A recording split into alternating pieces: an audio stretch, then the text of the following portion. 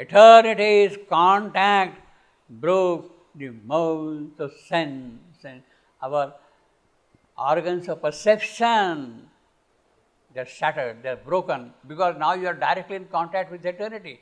So all the senses are now the senses coming from eternity itself. The perception, the tools of cognition, sense means the tools of cognition now are of eternity, not of the human nature. Cognition, understanding everything. Eternity's contact broke the molds of sense.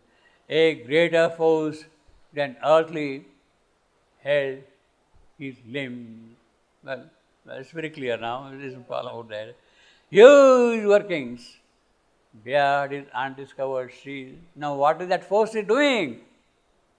The sheath, within sheaths which we hang on, they are now discovered. You see, we have got the gross physical, we have got the subtle physical, then we have got something below, Sukshma, Karana, Sharira. So these are the different sheaths. They are getting repeated. They are coming into your view, into the operation. Huge workings bear his undiscovered sheath. Sthula Deha, Sukshma Deha, Karana Deha, Sthula, gross, Deha means body, sheath, Sthula Deha, Sukshma, subtle body, Sukshma Deha, then Karana, causal sheath, causal, supramental. So these sheaths are now getting kind of discovered, he is discovering them in the body. Strange energies, wrought and screened, tremendous hand, unbound the triple cord of mind, unbound the triple cord of mind, triple cord, the physical mind, the vital mind, the mental mind, they are removed away. See? So these are the universal God, the physical mind, the vital mind, the mental mind itself properly. Also, in the world of mind, you have got rash intelligence, you have got pygmy thought, you have got rational mind, something. These are also again triple cords. These are triple cords again. So they are now getting removed completely. Unwound triple cord of mind and freed the heavenly wideness of a Godhead's gaze. Godhead's gaze, that's what he was talking about. Eternity's gaze, eternity's eye. You are seeing now with that eye, you see. As through a dress the wearer's shape is seen. So you start looking at the wearer through his dress. He is no more, you don't need it. You see his original. In fact, that is what mother sees. Mother doesn't see you at all. She sees directly what you are inside, you see. As through a dress the wearer's shape is seen. They are reached through form to the hidden absolute, to form to the hidden absolute. Cosmic feeling and transcendent sight. Cosmic feeling. So not only the universal, but also something beyond that. You see here. As through a dress wearer shape is seen. They are reached through forms. He is wearing the form, but now that form is not covered by these gross sheets. So he is able to see something different. Increase and heighten were the instruments. What are the instruments? Instruments of cognition, of senses. We have talked of senses, These senses are now heightened. They have become keen, sharp, subtle, fine. See, they become like that. Increase and heightened with the instrument. Illusion lost her aggrandizing lane. Yeah, we are talking of illusion, dream, hallucination. No more there now. What you are saying is bare. Now, mark here. Illusion lost her aggrandizing lens. So, illusion is the feminine, you see. Maya, she is a feminine, you see. Illusion lost her aggrandizing, which enlarges all falsehood. Lost her aggrandizingly. As from her failing hand, the measures fell. Atomic looked the thing that loomed so large, atomic, small, trivial, of no consequence, of no significance, They look so small. Once that lens has gone away, that illusion has disappeared, then all that was so big for you until now, they look so trivial, so insignificant. So that is the new sight he's getting, you see. That is the new keenness of instrument. See, increase and heighten with the instrument. That is the new keenness of the instrument. See, atomic lens is there. That lens is the instrument. Now it is no more there. The little ego's ring could join no more. Ring could no more join. So ego is circling that thing. So it cannot join at all. Join no more. In the enormous spaces of the cell, the body now seemed only a wandering cell. Body now seemed only a wandering cell, floating the emptiness of the sky. Body now seemed. So his physical forms are there, the gross form is there, is an empty cell, wandering in the spaces.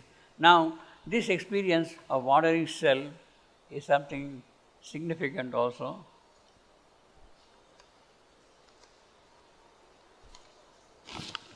See, in the case of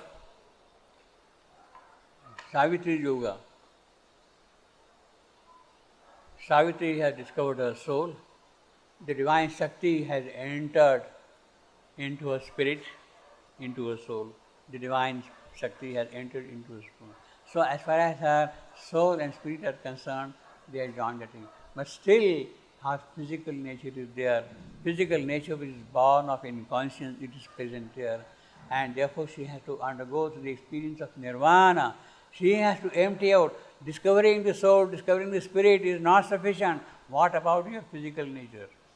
Gross nature, everything, inconscient nature in which you have taken the birth. What about that? You have to empty it out. You have to throw it out. Nirvana, blow them out. Nirvana means you have to blow them out completely, see. Then only you are totally free from this possibility. So Savitri is asked to empty herself out completely like that. Annul thyself, that only God be. Annul, empty out completely. Remove yourself fully, that you are no more there.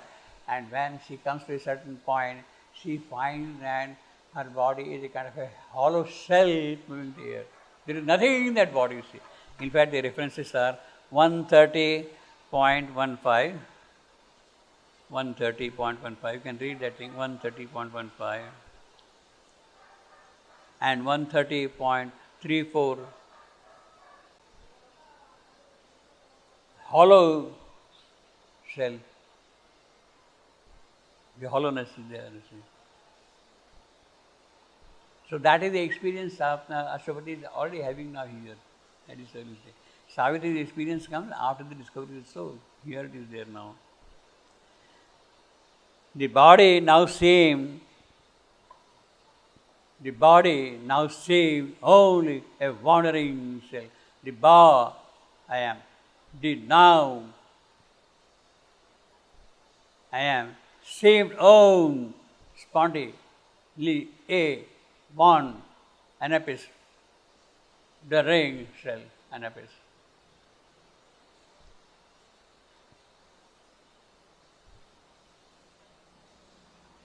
So you got two anapis after the spontaneous. The body now seemed only a one, the ring shell. His mind, the manifest courtyard, court, outer court, his mind, manifest court, outer court, of an imperishable inhabitant. So it has become now a place for the imperishable inhabitant to come here. His spirit breathes his superhuman air. So that is the freedom of the spirit. Ashwapati is getting, you see. His spirit breathes his superhuman air. The imprisoned deity rent his magic pen. That inhabitant which is there in the physical body, in the subtle body, is now completely free of that now, see. Imprisoned deity rent, that murti form, rent is magic. So this is a marvel, you see. The whole description is a marvel, you see. The imprisoned deity rent his magic pen, as with the sound of thunder of streams, vast barriers crashed around a huge escape. The thunder of sea. and sound and all that thing. The imprisoned deity rent is magic. So it is the inhabitant within himself who is now becoming free completely of that. You see. The physical nature which was binding him, so it's not only the spirit but also the physical now. Immutably coeval with the world, coeval, existing together at the same time, in the same era, immutably coeval with the world, circle and end of every hope and toil, inexorably drawn round thought and act. The fixed, immovable peripheries, the boundaries, efface themselves beneath the incarnate trade. Efface themselves. So all these boundaries, all these limitations, all these circles, peripheries, all these limitations which are there, they are now completely wiped off beneath the incarnate state. Beneath the incarnate state. Incarnate. So he is the incarnate. He is asserting again. Ashwapati is the one who has taken the immortal birth, the Supreme himself who has taken the immortal birth. He is the incarnate. His path, his trade, his walk, his pace, all that thing now have removed completely all these limitations. So that is also an aspect of the spirit's freedom. See, the incarnate has taken the birth in the immortal world, in the ignorant world, in the inconscient, and the incarnate has to free himself in order to do the work for which the incarnation was taken. The incarnation was taken for a certain purpose, and the incarnate cannot do that work for which he has taken this incarnation if he is not free from these bondages, from the inconscience and all that thing. So he has to make himself free. Then only he can really assert his trueness. Efface themselves beneath the incarnate ray. So this is absolutely another assertion. You see, periodically you see this kind of statement. Ashwapati is none but the Supreme who has taken the birth here. And of course, Ashwapati stands for Sri Bandhu, you see. That is his biography, you see. Efface themselves between the incarnate tree. Now, this kind of a big, large change, I think still it was there when in the very early stage itself.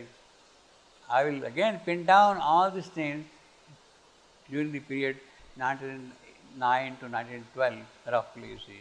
All these things are there. Then his cosmic work begins.